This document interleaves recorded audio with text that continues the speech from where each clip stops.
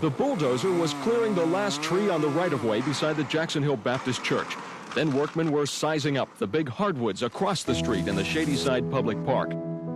Shadyside is one of 6 linear parks in the suburb of Druid Hills in Atlanta. In the 1980s, the Georgia Department of Transportation began work on a new 4-lane highway that would cut directly through the park. The residents of Druid Hills began a campaign to stop the road. I never thought of myself as an activist.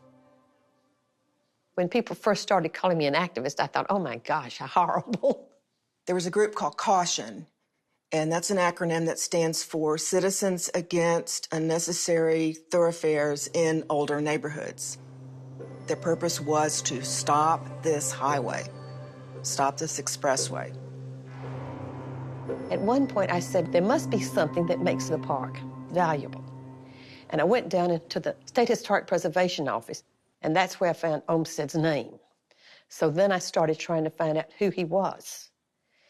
And gosh. When the word got out that we had not only the park, but the whole neighborhood of Druid Hills was designed by Olmsted and his firm, people were astounded. It all of a sudden raised the ante and gave the supporters of the park an enormously powerful tool.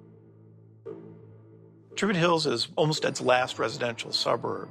This is a cultural landscape. This is sacred ground, or ground worth fighting for.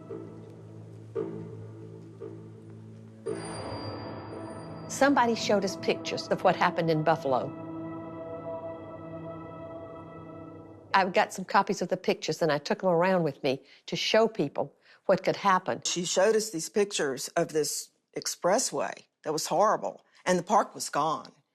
And I think that really was a red flag to some people. We had a tent city. We had a lot of protests. People slept in that park and wouldn't move. Members of Caution were determined to stop today's advance of presidential parkway work. They chained themselves to tree trunks and climbed into the branches they came to save. But when the chainsaws came, the arrests came soon after. 5 protesters were jailed, 12 trees were toppled. The big ones were next. The whole time that we were fighting this road, we kept having what we would call stays of execution. Various judges would stop it for a while, and then it would be back on the table. It took the Atlanta protesters 10 years, dozens of arrests and court hearings, and millions of dollars. But in 1991, they finally and completely stopped the highway from ripping apart the Olmsted parks.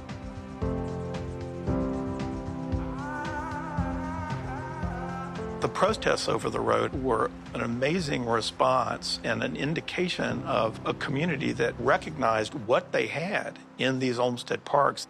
They understood the integrated nature of the Olmsted design. You can't add something or subtract something and not end up with something less than the whole.